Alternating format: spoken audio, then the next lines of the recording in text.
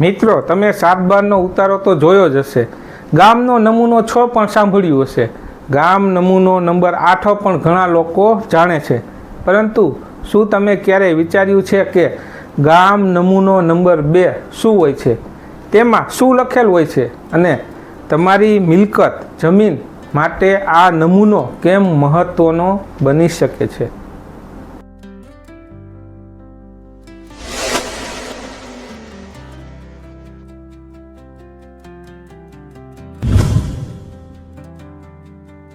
ધારો કે તમે કોઈ જમીન ખરીદવા જઈ રહ્યા છો અને સામેની વ્યક્તિ તમને 7/12 બતાવે છે અને કહે છે, ભાઈ જમીન એકદમ સાફ છે, કોઈ વાંધો નથી, તમે ખુશ થઈને સોદો કરી નાખો. પરંતુ પછી ખબર પડે કે આ મિલકતના બિનખેતી ઉપયોગ, મહેસૂલ વસૂલાત અથવા મિલકત સંબંધિત કેટલીક વિગતો બીજા રેકોર્ડમાં પણ નોંધાયેલી છે.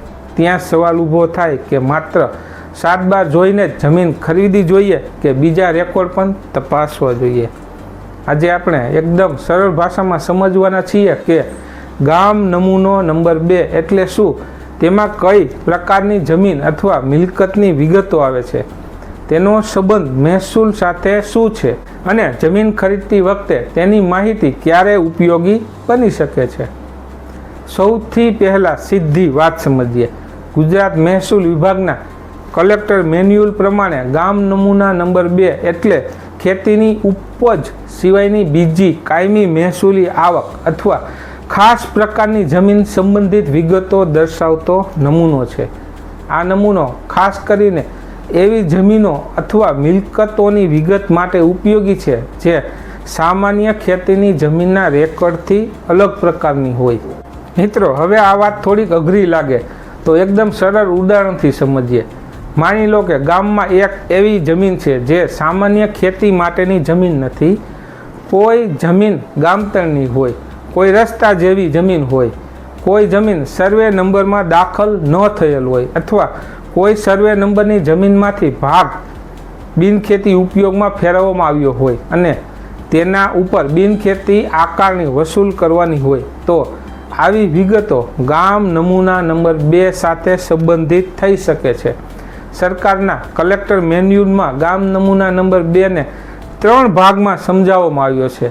અને હવે અહીં એક મહત્ત્વની વાત છે, કારણ કે ઘણા લોકો ગામ નમૂના નંબર 2 અને 7/12ને એક જ પ્રકારનો રેકોર્ડ માની લે છે, પરંતુ એવું નથી. 7/12 એટલે મુખ્યત્વે ખેતીની જમીનના હક અને પાક વગેરે સંબંધિત માહિતી માટે જાણીતો રેકોર્ડ છે, જ્યારે ગામ નમૂના નંબર 2નો ઉપયોગ બીજા પ્રકારની કાયમી આવક, ખાસ પ્રકારની જમીન અને બિનખેતી સંબંધિત મહેસૂલી વિગતો માટે થાય છે. એટલે બંનેનો હેતુ સરખો નથી. હવે ગામ નમૂના નંબર 2ના 3 ભાગને સરળ રીતે સમજીએ. પહેલો ભાગમાં એવી જમીન આવે છે કે જે સામાન્ય સર્વે નંબરમાં દાખલ ન હોય, જેમ કે ગામની વસાહતની જમીન, રસ્તા અથવા ગામની એવી અન્ય જમીન જે ગામ નમૂના નંબર 1માં બતાવવામાં આવેલી કુલ ખેતીની જમીનમાં આવતી ન હોય. બીજા ભાગમાં એવી જમીનની વિગતો આવે છે જે મૂળ સર્વે નંબરમાંથી અલગ કરવામાં આવી હોય અને બિનખેતી ઉપયોગમાં આવી હોય તથા તેના પર બિનખેતી આકારણી અથવા મહેસૂલ વસૂલવાનું હોય. આ ભાગમાં પ્લોટ પ્રમાણે વિગતો નોંધવાની વ્યવસ્થા છે. ત્રીજા ભાગમાં ખાસ શરતો સાથે ખેતી માટે આપવામાં આવેલી કેટલીક જમીનોની વિગતો આવી શકે, જેમ કે ખાસ દરે આપવામાં આવેલી જમીન, ખાસ શરતોવાળી જમીન અથવા અમુક પ્રકારની રાહતવાળી આકારણી પર આપવામાં આવેલી જમીન. હવે અહીં એક સામાન્ય માણસને પ્રશ્ન આવે છે, ભાઈ જો મારી જમીન 7/12માં દેખાય છે તો પછી ગામ નમૂના નંબર 2 જોવાની જરૂર શું?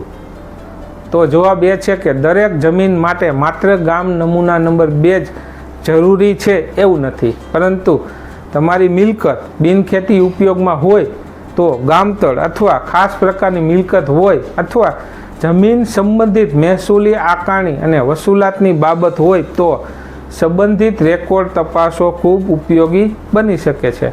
સરકારના રેકોર્ડ મુજબ ગામ નમૂના નંબર 2ના આધારે કેટલીક મિલકતો ઉપર બિનખેતી આકારણી અથવા સરકારની બાકી રકમની વસૂલાત સંબંધિત નોંધો રાખવામાં આવે છે. ગુજરાત લેન્ડ રેવન્યુ રૂલ્સમાં પણ આવા રેકોર્ડના જાળવણી અને મહેસૂલ બાકી રકમની નોંધ તથા વસૂલાત અંગે જોગવાઈઓ જોવા મળે છે. હવે એક કલ્પિત પરંતુ ખૂબ જ સામાન્ય ઘટના સમજીએ. માની લો કે રમેશભાઈએ ગામની અંદર એક પ્લોટ ખરીદવાનો નક્કી કર્યો. વેચનારે 7 બાર અને બીજા કાગળો બતાવ્યા. રમેશભાઈએ વિચાર્યું બધું બરાબર છે અને સોદો કરી નાખ્યો. થોડા સમય પછી તેમને ખબર પડી કે આ મિલકતનો ઉપયોગ ખેતી સિવાયના હેતુ માટે પણ થયો હતો અને તેની સાથે જોડાયેલી મહેસૂલી આકારણી અથવા બાકી રકમની બાબત પણ તપાસવાની હતી. હવે રમેશભાઈ કહે, મને તો આ વાતની ખબર જ નહોતી. તો અહીંથી એક મોટો પાઠ મળે છે કે જમીન ખરીદી હોય ત્યાં માત્ર માલિકનું કહેવું પૂરતું નથી અને માત્ર એક જ કાગળ જોઈને નિર્ણય લેવો પણ યોગ્ય નથી. 7 બાર 8 ગામ નમૂનો નંબર 6 જરૂરિયાત મુજબ ગામ નમૂના નંબર 2. જો કે આ અન્ય હક સંબંધિત વિગતો, નોંધાયેલા દસ્તાવેજો અને લાગુ પડતી મંજૂરીઓ આ બધું મિલકતના પ્રકાર પ્રમાણે તપાસવું જોઈએ. હવે બીજો પ્રશ્ન, ગામ નમૂના નંબર 2માં નામ ચડી ગયું એટલે એ વ્યક્તિ જ કાયદેસર માલિક છે. તો અહીં ખૂબ સાવધાન રહેવાનું છે. કોઈ પણ મહેસૂલી રેકોર્ડને એકલો જોઈને માલિકીનો અંતિમ નિર્ણય કરી દેવો યોગ્ય નથી.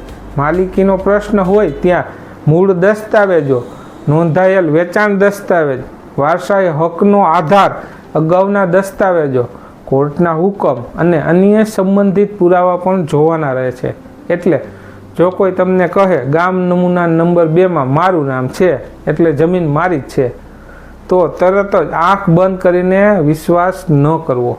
અને અહીં એક જૂની વાત યાદ આવે છે, લુક બિફોર યુ લીપ્સ, અર્થાત પગલું ભરતા પહેલાં સારી રીતે તપાસો.